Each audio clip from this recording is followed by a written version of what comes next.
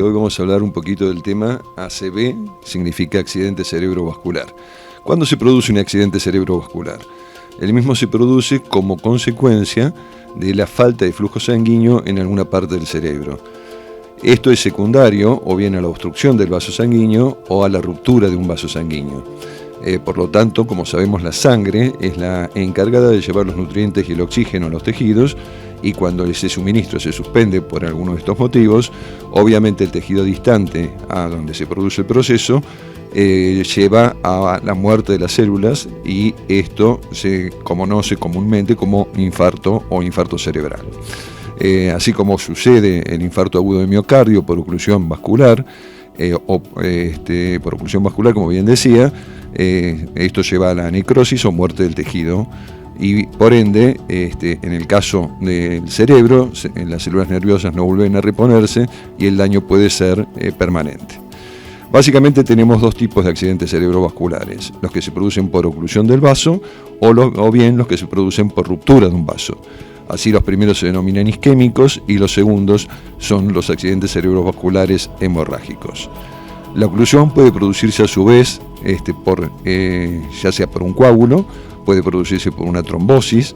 Hablamos de trombosis cuando hay algún proceso en la pared del vaso que tiende a producir una agregación plaquetaria y una formación de un trombo, es decir, de un coágulo pero directamente local. En ese caso hablamos de trombosis vascular. En el otro caso, cuando hablamos de embolia vascular, es cuando es un coágulo proveniente de otra zona del organismo, que puede ser desde los miembros inferiores, del corazón o de alguna otra situación.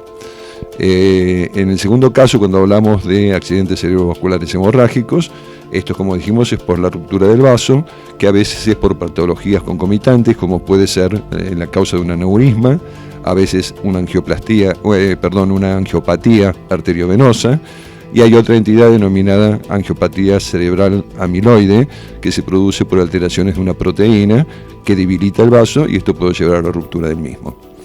Básicamente, esta situación, en cuanto a la signo-sintomatología del cuadro, dependerá, por supuesto, del área del cerebro afectada.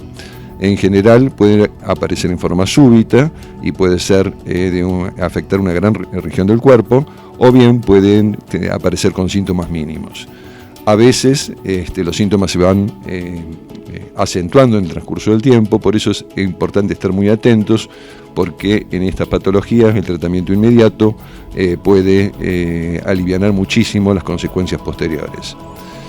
Decíamos que los síntomas pueden ser muy variados, entre ellos tenemos cefaleas intensas que pueden modificarse con la posición, puede aparecer una visión borrosa, diplopía, es decir, una visión doble, a veces disminución en la capacidad visual, o bien inclusive llegar a la ceguera. Pueden aparecer alteraciones auditivas, alteraciones del gusto, de la deglución, alteraciones del habla, de la comprensión. Puede haber alteraciones de la memoria, alteraciones también de los estados emocionales. Así también, otra de las cosas que podemos ver son alteraciones del equilibrio. La persona tiene muy dificultad a la marcha o directamente no puede hacerlo, inclusive llegando a la postración, con pérdida de fuerza en parte de su cuerpo, generalmente afecta un hemicuerpo. Vamos a ver una desviación de la comisura labial cuando sonríe la persona, como una caída del labio, dificultad para silbar, puede haber hormigueos o directamente disminución de la fuerza, o inclusive alcanzar la parálisis, que, como dijimos, en general afecta un hemicuerpo, es decir, un miembro superior y el miembro inferior de la mitad del cuerpo. En cuanto a los factores predisponentes que llevan a un accidente cerebrovascular, existen varios. En general son personas mayores de 55 años, salvo en aquellos casos de malformaciones congénitas que sí pueden aparecer en edad más temprana, o en el caso de accidentes donde puede haber rupturas también de los vasos sanguíneos del cerebro y producir un accidente cerebrovascular hemorrágico. Dentro de los factores predisponentes tenemos la hipertensión arterial, la diabetes, la obesidad, la inactividad física, el tabaquismo, las adicciones a drogas, el alcoholismo, patologías de origen cardíaco, como alteraciones del ritmo cardíaco, sobre todo la fibrilación auricular, el uso de anticoagulantes, que debe ser siempre controlado médicamente, para evitar la posibilidad de que cualquiera de estos factores sea contribuyente a un accidente cerebrovascular.